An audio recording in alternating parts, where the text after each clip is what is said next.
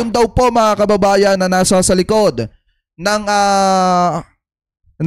yung mga nasa sa likod ng pagbagsak mga kababayan or dun sa gumuhong tulay dyan po sa Isabela, pinangalanan na daw po mga kababayan dito sa Senado. So ngayon, pakinggan po natin itong nakita nating balita galing po kay DAE News Philippines mga kababayan, na kung saan sabi po dito, Senator Estrada names official liable for Isabela Bridge collapse after Senator Marcoleta blunt inquiry. Yan yung sabi dito mga kababayan. So eto, play po natin. Maaari po bang sabihin natin kung sino po itong mga taong tinutukoy po ninyo? Siya ang nagrekomenda noong January 2021 Tingnan nyo mga kababayan ha. Eto, pakinggan natin.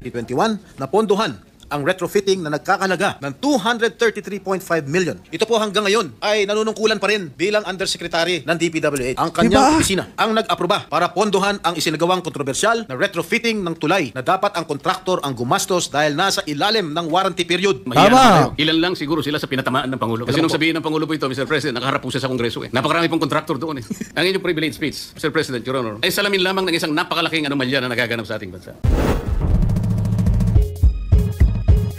Mababang kalidad at marupok na materyales, ang pag-aantala ng proyekto at ang kapabayaan sa tamang pag-mentina at pagkumpuni. Halimbawa, sa Kabagan, Santa Maria Bridge na sa Isabela, sinimulan noong 2014, ginastusan ng taong bayan ng 1 bilyon.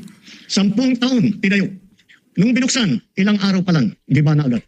Napakamahal, ang tagal ginawa, ang bilis na sira. Mr. President, my dear colleagues, good afternoon. I rise today on a matter of personal and collective privilege. Ito yung nag-viral mga kababayan na tulay ha. Kung matatandaan nyo, panahon pa ni dating Pangulong Duterte, ginagawa na ito. At sa panahon naman po mga kababayan ni PBBM, ano po yan, kumbaga niremedyohan. Ano po, kumbaga, pinatibay mga kababayan. Kaso nga lang ang problema, kung may corruption talaga, especially sa DPWH, talagang ganito po yung nangyayari. So ngayon, lalabas po yung pangalan dito ng nasa sa likod mga kababayan nitong pagguho ng tulay na ito. Privilege. 5 months after the reported collapse of the Kabagan Santa Maria Bridge, accountability has finally been demanded by the Department of Public Works and Highways, directed only at the driver of the dump truck operating a vehicle with an approximate gross vehicle weight of 89.63 metric tons. Such a heavy load exceeded the bridge's design load capacity of 33 tons and violated the 45-ton maximum allowable gross vehicle weight, or the MAGVW, under Republic Act No. 8794 and its revised IRR. As fate would have it, the bridge, 12 years in the making and open for just over 20 days, collapsed. Hailed as one of the engineering wonders and the gateway to the Cordilleras, this road network was one that our kababayans had long looked forward to for decades. Para sa mga kababayan natin, nagbuhay na tinatawid ang daan papuntang Isabela. Kasi biruin nyo mga kababayan na panahon pa ni Duterte ginagawa itong tulay na ito. Nung ginagawa po ito, todo-todo yung pagpapaplex ng mga didish at mga kababayan dito sa tulay na ito. In the same time mga kababayan, nung natapos na po itong tulay na ito, bawal pong daanan na mga malalaking sasakyan kasi umuuga daw po. At ang nakita nga daw pong problema dito yung design mga kababayan, and then yung mga materyales na ginamit dito po sa tulay na ito. And then nasisi pa nga dito mga kababayan yung mga truck na dumaan. Pero gaya nga po ng sabi ko sa inyo, kung yung tulay ay idinisenyo sana ng mas matibay, ginawa sana ng mas matibay at hindi ginamita ng mga substandard na materyales, hindi naman po uuga at masisira yan mga kababayan. Bagkos, tatagal pa nga yan katulad nung tulay ng San Juanico. Biruin nyo kung gaano katagal na po noon. Panahon pa ng ama ni PBBM, nung ginawa mga kababayan yung tulay na yon, hanggang ngayon napapakinabangan pa ng mga kababayang Pilipino po natin. So sana, kung ganun sana yung ginawa dun sa tulay na ito mga kababayan, na pinaglaanan ng napakalaking pondo, at kung sana hindi tinipid itong tulay na ito, hindi po sana ito masisira ng ganyan-ganyan kadali. Ano po, anyway, ipagpatuloy pa natin. Isang malaking kaginhawaan sana ito. Ngunit ang kanilang pagbubunyi ay panandalian lamang. Mr. President, I take this floor to demand answers. Why did a bridge into which we poured over 1.2 billion of taxpayers' money, meant to be a symbol of strength and connection, become instead a symbol of failure for the government? Sino po ang dapat managot? Sino ang may sala? Nakakadismaya na matapos maimbestigahan ito ng Senate Blue Ribbon Committee sa pangunguna ng ating kasamahan na si Senator Alan Peter Cayetano, ay ang nakakabahalang kawalan ng malinaw na pananagutan mula sa taong responsable sa pagpapatupad ng proyektong ito. Based on all the documents my office has gathered, no information what was submitted to the DPWH explaining how the designer of the 990-meter bridge, Mr. Alberto Cañete, a supposed bridge expert, or the joint venture of United Technologies Consolidated Partnership, PERT Consult International and Scheme Engineers and Associates, arrived at its design. The special committee report by the DPWH on the collapse of the Cabagan-Santa Maria Bridge submitted to the Blue Ribbon Committee last April 30 noted that, based on limited research, there is no known precedent for this exact structural configuration in either local or international bridge projects. Mr. President, it was an iconic bridge of unique form, not typically constructed by DPWH. So, why was such a design approved without... Ito mga kababayan ha, ito pong timeline ng paggawa dito sa tulay na ito, yung simula, construction began at 2013 to 2014 mga kababayan. And then significant sign of failure detected mid-2017 mga kababayan. So kung titingnan nyo, ipinagpatuloy pa rin yung paggagawa nitong tulay na ito sa panahon ni dating Pangulong Rodrigo Duterte. So yung inspection, retrofitting 2017 to 2023. Nabuksan itong tulay na ito February 1, 2025 mga kababayan. And then nag-collapse yung bridge. Wala pang isang buwan. February 27, 2025. So tingnan ninyo kung gaano katagal yung timeline nito. Sinimulan po ito panahon pa ni Pinoy. Pero ito po ay ginawa panahon ng dating administrasyon mga kababayan. Tapos kinumpo nilang siya panahon ng administrasyon ni PBBM sa kamay ng DPWH. So ngayon kung titingnan ninyo mga kababayan, binuksan po itong tulay na ito February 1 and then nag-collapse, gumuho po ito February 27, 2025. The necessary technical documentation? Was due diligence not exercised in reviewing the safety? Matagal na ginawa pero ang ending, bumagsak agad. Biruin nyo, nung ginagawa ito sa panahon ni dating Pangulong Duterte, gaya nga ng sabi ko, ipinagyayabang nila na ito daw po ay part ng Build project ni dating Pangulong Duterte. Tapos nung gumuho na mga kababayan ang sinisisi, Marcos administration. Appropriateness and long-term durability of the structure?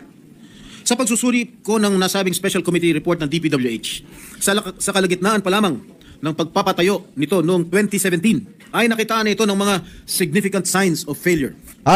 And from the very beginning, tingnan niya mga kababayan ha, ito po ay sinimulan 2013 hanggang 2014 mga kababayan. Tapos nakitaan po ito na mayroong mali na doon po sa pagtatayo at paggawa ng tulay 2017 mga kababayan, pero itinuloy pa rin ng Duterte administration. Alam na nilang may mali eh. Ang alam ko na humawak din ito mga kababayan ay si Mark Villar. Pakitama na lamang po ko kung ako po ay mali. Ngayon, nung gumuho etong tulay na ito mga kababayan, bakit tahimik yung isang senator na humawak po dito? Yan po kasi yung tanong na mga kababayang Pilipino po natin. Biruin nyo nakitaan po nila ng significant sign of failure. Ibig sabihin, nakitaan na po nila ng mali, na-detect na nila na may mali, 2017 pa lang. Ang tanong, bakit pa itinuloy etong tulay na ito at ginastusan ng bilyong halaga ng pera ng mga kababayang Pilipino po natin?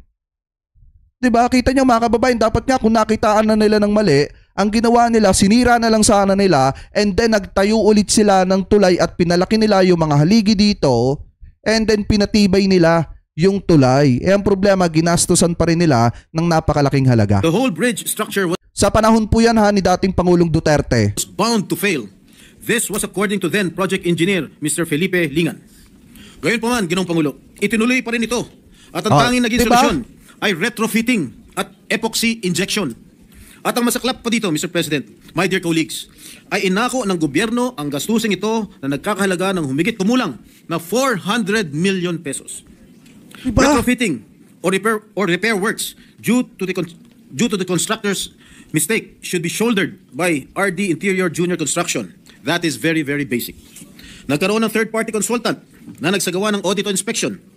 At makailang ulit nang magkaroon ng technical evaluations, the root causes of these defects remain. Isipin nyo sabi dito, alam na pala nilang may mali noong 2017, biruin mo kung gaano kasakim ang mga hinayupak na yan. Hindi kasi, ganito kasi dapat ang ginawa nila eh. Alam na nga nilang may mali noong 2017, itunuloy pa rin nila. Para lang masabi na Duterte Legacy, build project part, etong tulay na ito, itinuloy kahit alam na nilang may mali. So anong ending mga kababayan? Ang laki ng nasayang na pera pera ng taong bayan, pera ng gobyerno. Ang laki ng nasayang dito po sa tulay na ito. So kung eto nung 2017 sana, nung nakitaan na nila ng mali at ang ginawa nila, sinira na lang sana nila and then nagpatayo sila ng bagong tulay, may mas malaking halige, or di kaya naman mga kababayan, ang ginawa nila, dinamihan na lang nila sana yung mga halige, di sana hindi na gumuho yung tulay.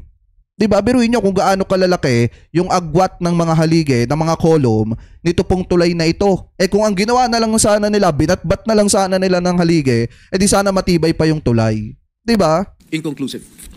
Mr. President, bumagsak na ang tulay. Ngunit hindi pa rin matukoy kung saan nagkamali, sino ang nagkamali, at kung sino ang dapat managot. And upon further review of the said report, none of the companies that participated in the bidding were declared eligible. Sa mga lumahok sa bidding, ni isa ay walang karampatang karanasan para gumawa ng structural steel bridge project na kamukha ng Kabagan Santa Maria Bridge. Sa kabila nito, na-award pa rin sa RDIJC ang nasabing proyekto. In the said Special Committee report of the DPWH, the filing of appropriate actions against the design consultant, Mr. Cañete, and the contractor RDIJC is being recommended.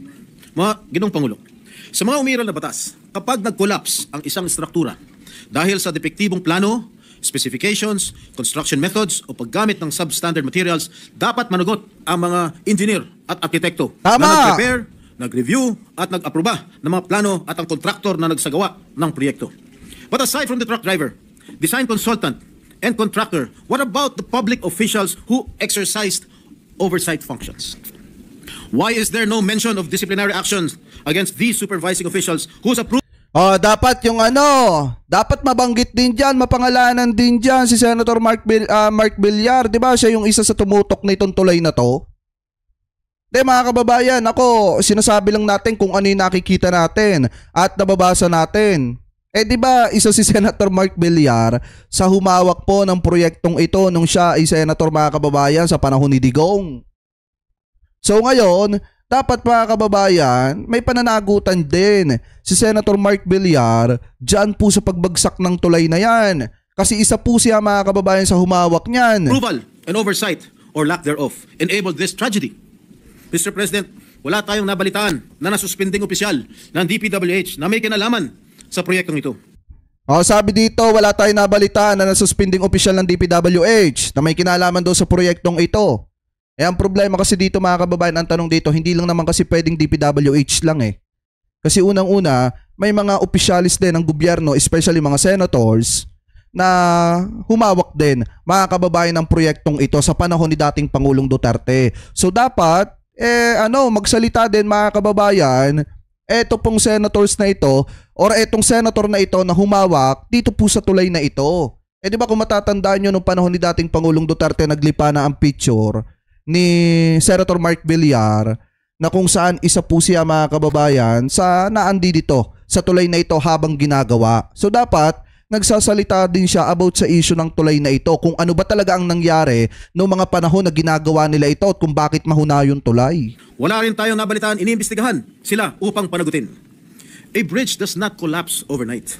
Anumang maliit na bitak ay lumalala, lalo na kapag ito ay binabaliwala. This incident is more than a structural failure. It is a failure of governance. It exposes weaknesses in our systems, weaknesses that will persist if we refuse to confront them with transparency and resolve. And let me show you a video of the interview of DPWH Secretary Manuel Bonoan. Yung project ay mga dapat na nagot na opisyal sa pamahalaan at siguro sa private sector. Dito po meron ng pwedeng gawing action ng DPWH. I-relieve muna lahat ng opisyal ng DPWH na involved sa project na yun. Wala na pala. Ano pong pinakamataas na ranggo nung nire-recommenda po niyong makasuhat? Pakinggan nyo Wala. Malakas yata kay Bonoan yun. Sector. Dito po meron ng pwedeng gawing action ng DPWH. I-relieve muna lahat ng opisyal ng DPWH na involved sa project na yun. Anyway, Mr. President, marami man sa kanila ay retired na. Some of the decision makers are still with the department.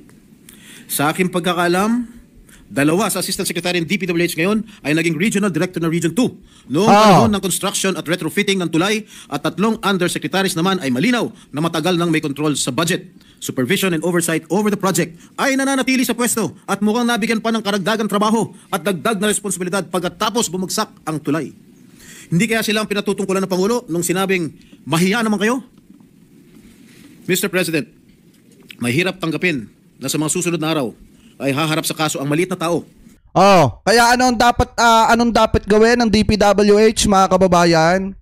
Magkaroon ng balasahan dyan po sa DPWH para na sa ganon, yung mga undersecretary na corrupt dyan, pagtatanggalin na.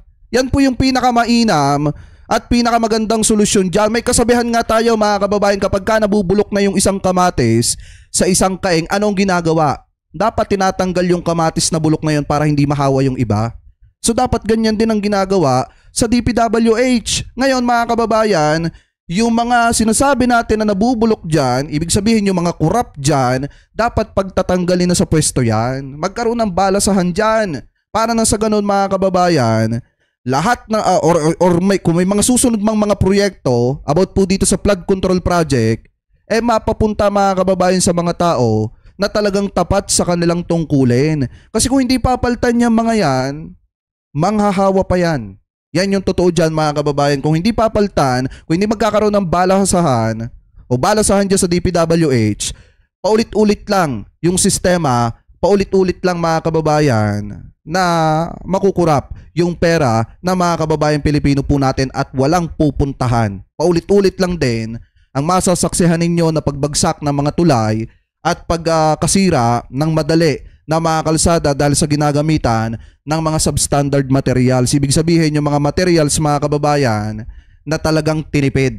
Ano po, para lang masabi na may proyekto at may kickback na malaki. Anyway, ipagpatuloy pa natin. Tulad ng driver ng truck na pananagutin ng DPWH, samantalang pinagtatakpan nila ang kanilang mga kasamahan. I urge the DPWH to take full responsibility. Tsaka kung tutusin, hindi naman kasalanan nung driver ng truck, mga kababayan, yung pagguho ng tulay Kasalanan yon nung mga humawak ng proyektong yon. Kaya nga unfair naman, mga kababayan, hindi naman sa sinisiraan natin ng DPWH, unfair naman doon sa driver ng truck, mga kababayan, na nagtiwala ding dumaan doon po sa tulay na yon. Kasi kaya nga ginawa yung tulay para daanan ng mga sasakyan. Ang problema, kita nyo naman kung gaano kahuna ng tulay.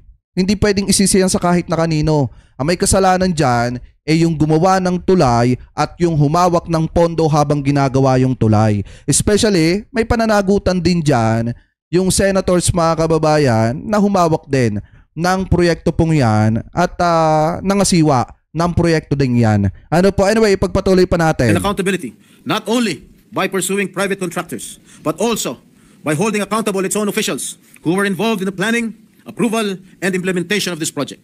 Public confidence demands nothing less. Explain the approval process, identify the lapses in monitoring and enforcement, and most importantly, assure the public that this will never happen again, not through promises, but through concrete reforms in design, review, safety compliance, and project oversight. The bridge that was meant to stand strong for generations collapsed in less than 3 weeks. Its collapse should serve as a warning. When safety is compromised, when accountability is absent, it is the people who will pay the price. I am not here to point fingers at anyone. I only hope that we use this incident to mark the beginning of a renewed commitment to engineering integrity, public safety, and true accountability. Thank you, Mr. President. Majority Leader. Thank you, Mr. President. Mr. President, the distinguished gentleman from the great province of Tarlac and Rizal, Senator Rodante Marcoleta, wishes to interpolate the distinguished gentleman from San Juan, our Senate President Pro Tem. I move that they be recognized, Mr. President. Senator Rodante Marcoleta is recognized. Ito, pakinggan natin. Thank you, Mr. President. I know my friend will yield to a few clarificatory questions by way of interpellation. How did you know that I will yield? Wala ka namang choice Gladly, Mr. President, I feel honored. And Mr. President, I want to know if the Honorable Senator is also aware of several falling bridges before this bridge subject matter of his speech. I am not fully aware of any bridge that has collapsed. May I... But here, I just My staff just gave me a list of the bridges that had collapsed in October 28, 2024. The Magapi Bridge in Balete, Batangas collapsed allegedly due to strong flood currents and the large number of uprooted trees carried by the water during Typhoon Christine. And the Bantilan Bridge, a 30-meter concrete span connecting Batangas and Quezon, allegedly collapsed on October 29, 2022, allegedly due to raging river currents and floods. And the Carlos Romulo Bridge in Bayambang, Pangasinan collapsed on October 20, 2022. The collapse was allegedly caused by 2 overloaded dump trucks that exceeded the bridge weight capacity. Sabi dito, sabi ni Jan na Sir Meno, dapat lahat ng proyekto ina-inspection mismo ng head of DPWH. Hindi puro opisina at nagpapalamig lang at may nag-aantay ng result. Resulta sa bansang huli, palpak at substandard at dapat managot. Alam nyo, sa panahon kasi ni PBBM ngayon, hindi na po head ng DPWH yung isa sa nag-iimbestiga. Mismong presidente na ang pumupunta doon sa mga proyekto, mga kababayan, na sinasabing ipinagagawa. Ano po kasi, biruin niyo mga kababayan, ang presidente po kasi natin ngayon, hindi katulad ni Digong na nasa opisina lang. Ang presidente natin ngayon, nagsusurprise visiting po yan. Ngayon, nakita ni PBBM na yung mga sinasabi sa kanya na mga nagawa ng mga flood control, mga kalsada, tapos na. Ngayon, nag-surprise visiting si PBBM, nakita niya na guni-guni lang pala. At wala naman palang ginawa. Kaya ganun na lamang po katindi ang galit ni PBBM do sa kanyang zona. And the Borja Bridge collapsed on June 16, 2022. This was allegedly caused by a 12-wheeler dump truck that exceeded the bridge's weight limit. And the Loay-Clarin Bridge, I think this is in Bohol, which spans the famous Lobok River. And this resulted in 4 fatalities and 18 injuries. And the bridge under construction in Colafu, Magsaysay, Marilog District, Davao City, collapsed on February 18, 2022 while workers were filling its floor with fresh concrete. And lastly, the steel bridge collapsed in Barangay San Isidro, Mahayhay, Laguna on January 29, 2022. That's all, Mr. Chair. So, Mr. President, I think the Honorable Senator will agree that we're fast becoming a country of falling bridges. I agree with you, my good friend, Senator Marcoleta. In regard to this bridge in Isabela, subject matter of your speech, Mr. President, wala bang weighing scale or weighing station or weighing facility na itinalaga ang local government or national government para sa ganon yung lahat ng dadaan ng mga behikulo? Kasi, Mr. President, alam naman natin na Isabela ay agricultural economy. It consists something like 29.8% agriculture products at 25% industry. Kaya kinakailangan po siguro merong tagatimbang sa lahat ng mga truck na dadaan. Napakasimple naman sigurong problema ito. Bakit wala man lang nakaisip na maglagay po ng isang timbangan doon para sa mga sasakyan na dadaan? Sa aking pagkakalam po, Ginoong Pangulo, ay wala pong weighing bridge na nakalagay po rin sa Kabagan Santa Maria Bridge. Kaya siguro bigla nila pumasok itong overloaded na truck na nag-weigh ng 89.63 metric tons. Kaya po bumagsak, overweight to ng 43 metric tons. Kaya siguro bigla akong bumagsak ang tulay ng Kabagan na Santa Maria Bridge, Ginoong Pangulo. Binanggit po ninyo sa inyong speech, Mr. President, Your Honor, na isa sa nakadidismaya matapos ito'y maimbestigahan sa pangunguna ng ating kasama, Senator Alan Peter Cayetano, ay nabahala po kayo na malinaw na may kawalan ng pananagutan mula sa mga taong responsable sa pagpapatupad ng proyektong ito. Tama po ba yung aking narinig? Tama po kayo, Ginoong Pangulo. Ibig bang sabihin po ay hindi natukoy ng investigasyon ng ating kasamahan ang mga responsableng tao na mayroong kasalanan dito sa... Parang gano'n na nga. Parang gano'n na nga mga kababayan nyo lumalabas dito. Tama yung tanong ni Senator Rodante Marcoleta. Parang ang dating kasi hindi natukoy doon sa investigasyon ni Alan Peter Cayetano yung mga salarin at nasa sa likod mga kababayan ng pagbagsak ng tulay na ito dyan po sa Isabela. Biruin nyo kung gaano katindi yung investigasyon ni Alan Peter Cayetano doon sa 19th Congress mga kababayan. Hindi nila napatunayan, hindi nila nailabas, hindi nila na-publish kung sino yung mga nasa sa likod sa bagay na ito. Ginoong Pangulo, ang na nakinabang dito mga kababayan sa ginagawang tulay na ito, nakalaunan ay nasira din agad. sa pagkakalam ko, fact-finding lamang po ang ginawa ng Yun nga po. DPWH. Dahil At wala pong fact-finding. mga pangalan na binanggit.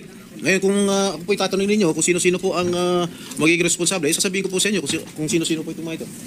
Salamat po, Mr. President. Your Honor, Yan. kasi po meron kayong binanggit dito na 2 assistant secretary ng DPWH sa panahon na ginagawa ang proyektong ito na nakatalaga sa Region 3 o Region 2 at 3 undersecretaries naman ang malinaw na meron ding control sa budget at supervision sa panahon na ito'y ginagawa. Tama po ba? Tama po kayo, Ginoong Pangulo. Para po malaman ng ating kapulungan, maaari po bang sabihin natin kung sino po itong mga taong tinutukoy po ninyo, Mr. President? Yeah, dapat ganyan. Maraming salamat, Ginoong Pangulo. Nagtanong na rin po kayo kung sino-sino po itong mga tao. Hindi ko nga nabanggit sa aking privilege speech. Subalit nagtanong po kayo, mapipilitan ko pong ibulgar kung sino-sino po itong mga taong responsable sa pagbagsak nitong sa pag-collapse nitong tulay sa Eto Kabagan na. sa Camaria. Una-una, si Assistant Secretary for Regional Operations in Luzon, Loretta Malaluan.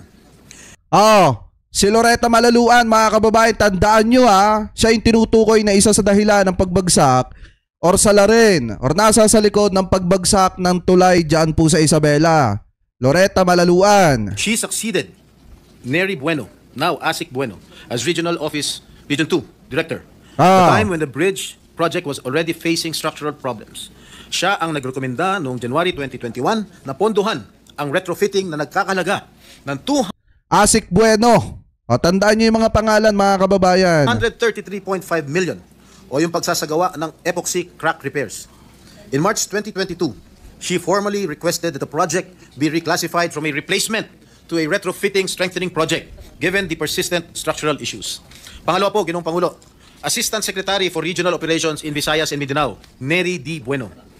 Siya po, as then Regional Office 2 Director, Engineer Bueno was involved in the implementation of Phase 1 and Phase 2 of this project. In 2018, then Project Engineer Felipe Lingan began reporting early signs of possible bridge failure. Noong pa lang 2018, nakitaan na nitong si Mr. Lingan na medyo malapit na magkolapso o may failure, early signs of bridge failure. Kailan daw yun? Kailan daw, mga kababayan? Wait lang ulitin natin ng konti.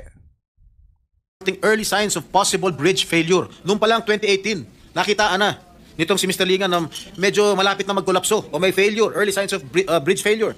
These warnings were... Biruin nyo, 2018. Nakalagay dun sa una, di ba, 2017. Ay, pagpalagay natin 2017 to 2018, nakitaan na possible na magkukulaps etong tulay na ito. Di ba, biruin nyo, mga kababayan, 2017 to 2018, nakitaan na malaki ang posibilidad na etong tulay na ito sa hinaharap, magkukulaps ito kasi mahuna. May pagkakamali sa pagkakagawa. Kaya nga ang tanong dyan ng mga kababayan Pilipino natin, bakit itinuloy pa? Di ba? Bakit? Dahil ba malaki yung kickback sa tulay? Yan ba yun, mga kababayan? Kaya itinuloy yung tulay sa panahon ni dating Pangulong Duterte? Dahil malaki ba ang kickback dun sa mga build project? Ako nagtatanong lang naman. Either not acted upon or were not sufficiently addressed under Bueno's leadership, which became a notable concern in later investigations. Ginoong Pangulo, yung tatlo pong nabanggit kong undersecretaries, napapangalanan ko rin ngayon. Ito po hanggang ngayon ay nanunungkulan pa rin bilang undersecretary ng DPWH. Dapat pag nabanggit ito at napatunayan, dapat sibakin sa trabaho to. Unang-una, Undersecretary for Regional Operations in Luzon, Ginoong Eugenio Pipo Jr. Siya po ang nangasiwa ng construction ng tulay nang sinimula ng pagpapagawa nito noong 2014 bilang NOI Assistant Secretary for Operations. It was under his watch that the early stages of construction proceeded even when structural issues began to surface. And in June 2018, the DPWH engineers identified critical defects after the concrete slab was poured at span 8. Among the most alarming were sheared bolts and shifting columns, clear indicators of serious design and construction flaws. Yet, despite these warnings, construction continued with no decisive intervention from Pipo's office. His failure to halt the project or escalate the issue for re-evaluation allowed the risks to persist unaddressed. Dapat tanggalin na yan, mga yan. Di ba, mga kababayan, pag yan napatunayan talaga na may kapabayaan, yung mga nasa posisyon na yan, na hanggang ngayon ay nasa sa DPWH pa rin, dapat pagtatanggalin na yan. Kasi unang-una, mga kababayan, sabi ko nga po sa inyo, hanggat nasa posisyon, di umano, yung mga yan, mga kababayan, mauulit at mauulit lang din ang pagbagsak ng iba't ibang tulay. Bakit nga? Dahil kung nagawa nilang pabayaan yung tulay sa Isabela, mga kababayan, at hindi nila inisip yung kapakanan ng taong bayan, na possible na madisgrasya kung sakaling gumuho yung tulay na yon dahil sa napakahinang pundasyon, mga kababayan, ibig sabihin, uulitin at uulitin nila yan. Dahil nga may kickback, mga kababayan, dyan sa mga proyektong yan. So ngayon, dapat talaga magkaroon ng balasahan dyan po sa, sa DPWH at tanggalin na po yung mga tao na yan. Pangalawang Undersecretary for Regional Operations in Visayas and Mindanao, Ginoong Ador G. Tsaka mga kababayan, tandaan nyo dapat hindi lang si Bac, dapat kasuhan din. Canlas. Siya po ay Assistant Secretary for Regional Operations ni Cordillera, Regions 1, 2, 9 at 13 noong taon 2022. Retrofitting began in 2023 with 285 million allocated for structural strengthening. Grabe, Engineering no? designs were completed and submitted, and multiple iterations of the as-staked plans were prepared by DPWH Region 2. And during this phase, Undersecretary for Technical Services Ador Canlas became directly involved. He approved key engineering plans on December 19, 2023, and later a revised retrofitting plan on May 22, 2024. These approvals were crucial in authorizing the construction activities intended to stabilize the bridge. And lastly, Mr. President, Undersecretary for Planning Service and Public-Private Partnership Service, Maria Catalina Cabral. Ang kanyang opisina ang nag-aproba para pondohan ang isinagawang kontrobersyal na retrofitting ng tulay na dapat ang kontraktor ang gumastos dahil nasa ilalim ng warranty period. Dahil dito, gumastos pa ang ating gobyerno ng karagdagan na 400 million pesos. Ang halagang ito ay 50% ng original contract price ng tulay, Ginoong Pangulo. Yun lang po, Ginoong Pangulo. What about Mark Villar? Di ba mga kababayan, wait nga lang, search nga natin yung Kasi mga kababayan, may partisipasyon din dito si Mark Villar. Wait, ba't ayaw mag-open? Mismong sa DPWH to eh. Ito yan mga kababayan, no? Mismong sa DPWH to Yan GovPH. Tapos Department of Public Works and Highways mga kababayan. Nakalagay dito DPWH, Landmark Bridge in Isabela, underway. Tingnan nyo mga kababayan Nakalagay dito ang pangalan ni Mark Villar. Sabi dito, yan. And ito daw, works are ongoing for the construction of a 720 lineal meters landmark bridge project of Department of Public Works and Highways, DPWH, to replace overflow bridge structure connecting the towns of Santa Maria and Cabagan in Isabela Province. In his report to DPWH, Secretary Mark A. Villar, Region 2 Director Melanio, ito yung tinutukoy ito yung tinutukoy mga kababayan ni Senator Jinggoy Estrada. Si Briosos said that the 639.6 million bridge project across Cagayan River is expected to be completed next year mga kababayan. Ayan nga kung titingnan nyo, nakalagay yung pangalan ni Mark Villar dito. So bakit wala doon? So sinasabi ni Senator Jinggoy Estrada yung pangalan ni Mark Villar. Isa din po siya mga kababayan sa nangasiwa po niya Ayan maliwanag naman. 'Di ba? Naandyan yung pangalan niya.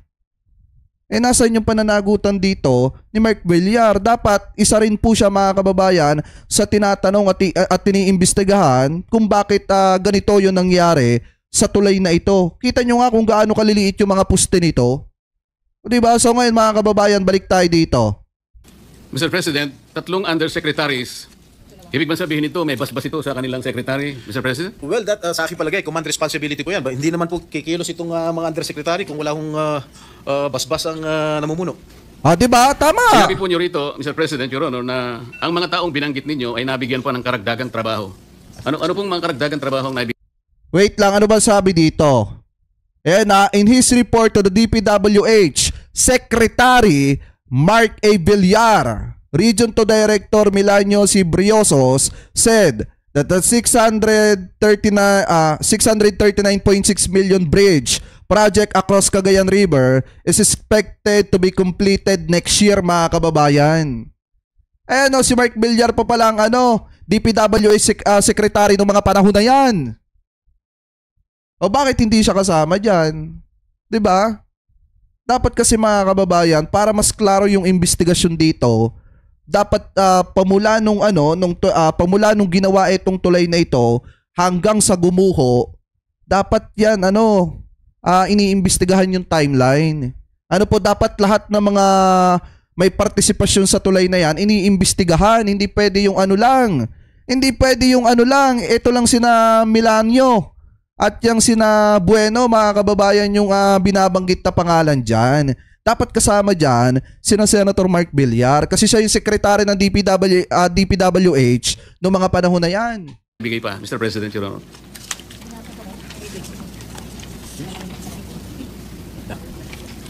Diba?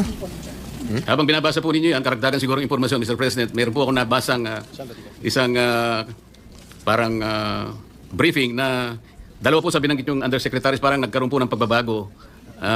Tsaka tingnan nyo mga kababayan, ba't sila natatakot banggitin niya samantalang kami mga simpleng vlogger lang, binabanggit namin yung totoo. Kasi biruin nyo, galing to sa DPWH mismo na website eh.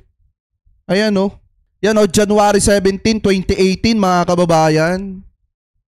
Yan, ipinost itong balitang ito, January, Wednesday pa nga to Wednesday, January 17, 2018. Ano ba yung sabi ni, ano yung sabi mga kababayan ni Senator Jinggoy Estrada? Dun sa nung nakita na itong tulay na ito na may problema na, 2018 mga kababayan yung taon. Nung mga panahon na yan mga kababayan, ang sekretary ng DPWH ay si Senator Mark Villar. O bakit hindi kasama dyan si Mark Villar? Diba? Anyway, ituloy pa natin.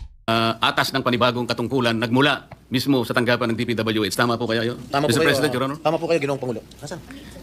At binanggit din po ninyo sa inyong speech, Mr. President, Your Honor, na tila kayo'y nagsususpecha at maaaring sila pinatutungkulan ng Pangulo nung sinabi niyang mahiya naman kayo.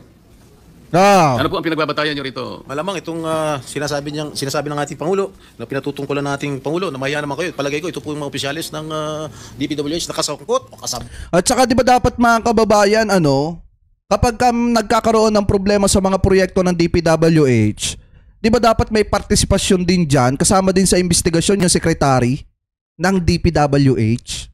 So ngayon, nasaan si Mark Villar? Siya yung sekretary ng mga panahon na yon na nakitaan ng problema.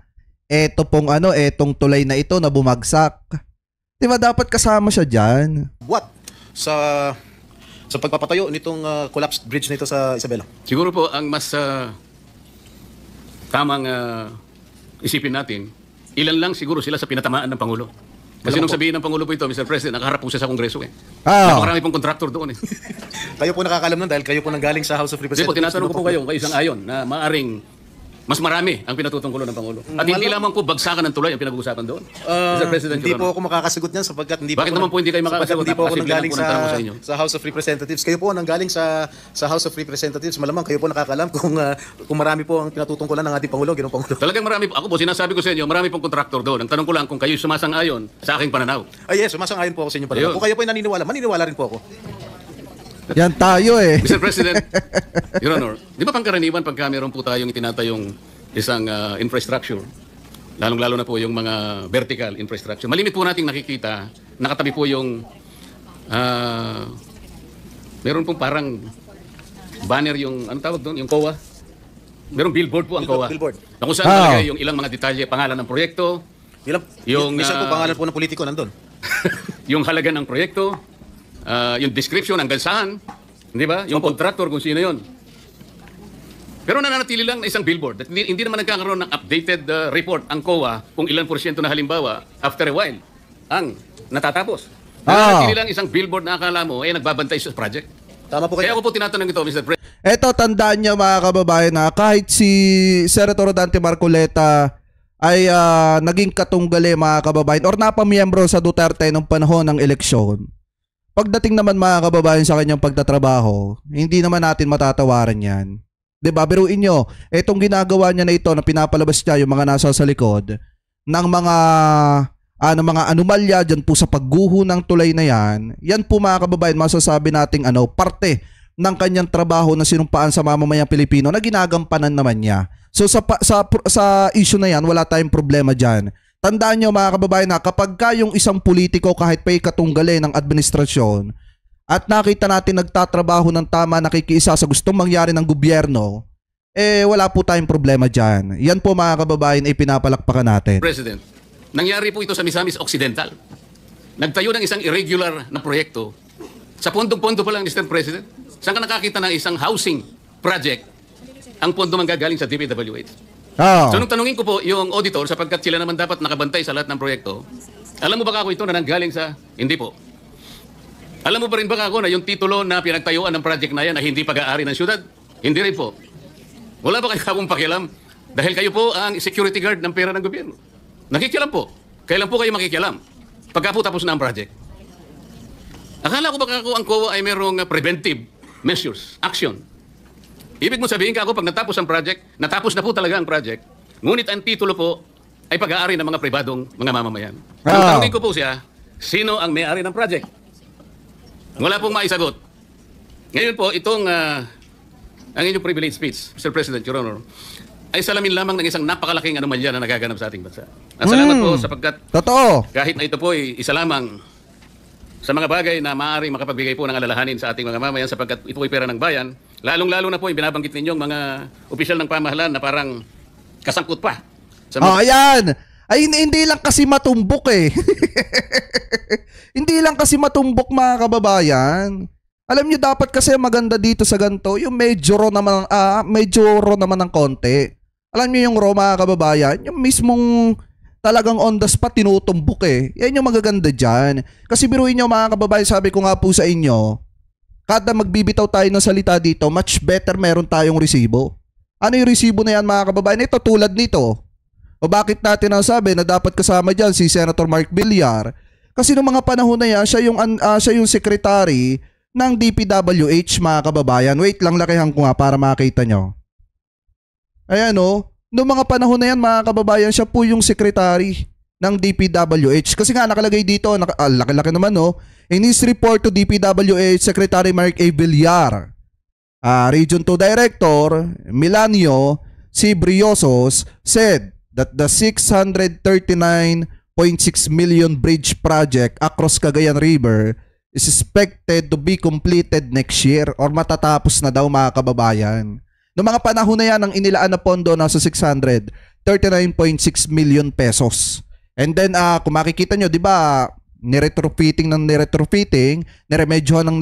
yung tulay, kinumpuni, kaya umabot ng 1.2 billion pesos yung halaga ng tulay. Pero definitely, ang totoong budget niyan ay nasa 639.6. Lumaki nga lang kasi nga kakukumpuni.